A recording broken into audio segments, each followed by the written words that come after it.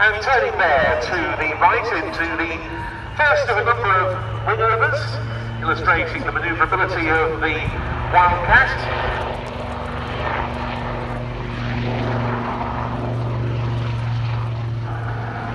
At the controls today is Lieutenant Chris Trebek.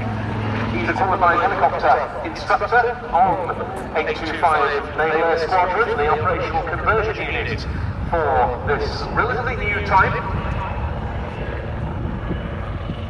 A follow-on from the earlier and highly successful Westland Lynx family. Indeed, this was initially known as the Lynx Wildcat.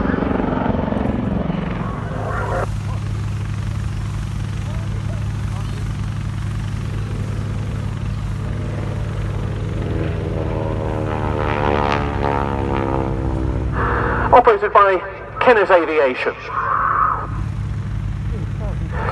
You could call this a Texan, you could also call it a Harvard 3, because Harvard was the name given to the North American T6 family when in British and Commonwealth service.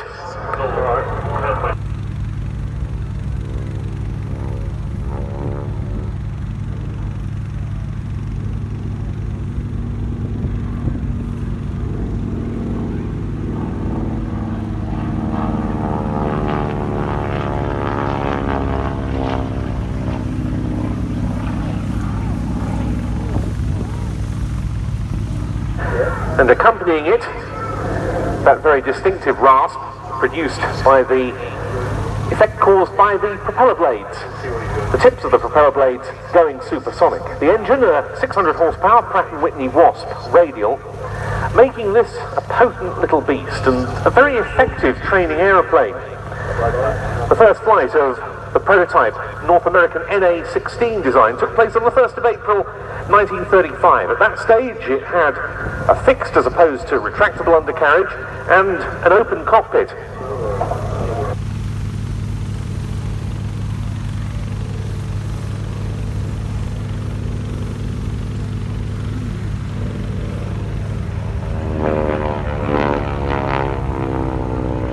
And it was in that configuration that the first oil baron, and he could see in the 1930s that there was a market for a modern executive transport for the well-heeled businessman.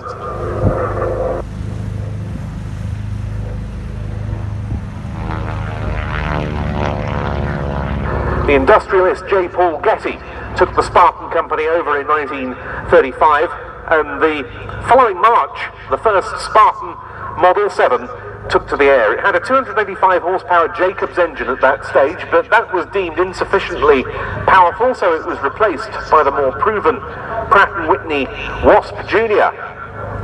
And the result was what we see here, the 7W.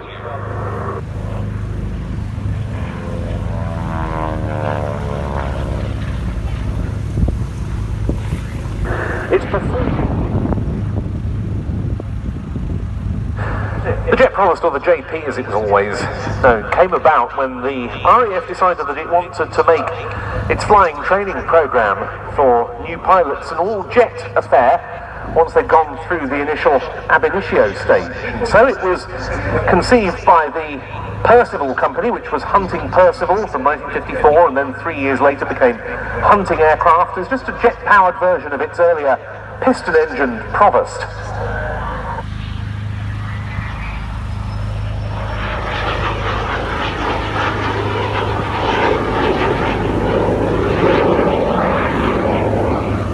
And the Mark I Jet Provost, developed along those lines, was an exceptionally ungainly affair with an extremely tall, stalky undercarriage that did the aircraft no favours when it was operating from grass airfields, as they still were to some extent in the 1950s. But in spite of its appearance, it proved a great success. The first Mark I JPs came into RAF service with the Central Flying School, which instructs the RAF's instructors at Little Rissington in July 1955.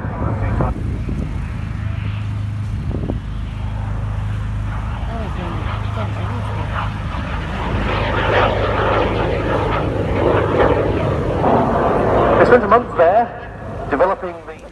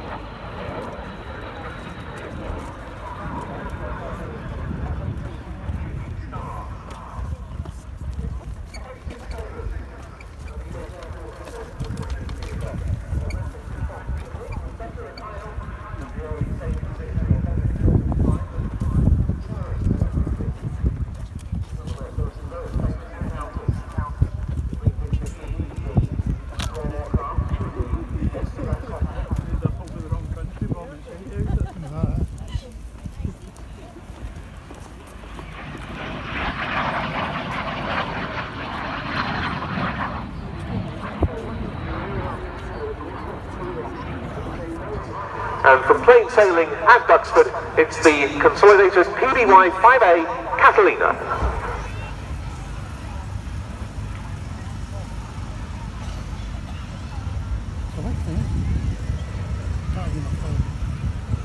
Yanlış olmuş.